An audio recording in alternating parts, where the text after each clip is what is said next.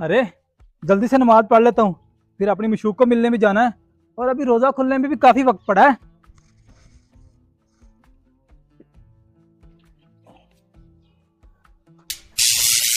अरे ये जान माज से करंट क्यों आ रहा है?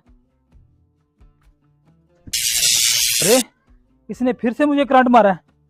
ऐसे करता हूँ, कॉल करके इमाम मस्जिद को घर बुला लेता हूँ। हेलो इमाम साहब, जल्दी से मेरे घर आ जाएं। जी भाई, आपने मुझे क्यों बुलाया? इमाम साहब, मैं जब भी जान माज पे नमाज पढ़ने के लिए खड़ा होता हूँ तो मुझे करंट लग रहा है। करंट लग रहा है? जी। अच्छा, एक बात बताएं, आप नमाज पढ़ के कहीं जाने वाले थे क्या? जी इमाम साहब, मैं नमाज पढ़ के अपनी मशूक को मिलने जा रहा था। मैं समझ गया ये जाए नमाज आपको क्यों करंट मार रही है। आप रोजे की हालत में हराम काम करने जा रहे थे। हराम काम? अल्लाह की नजर में सबसे गलीज रिश्ता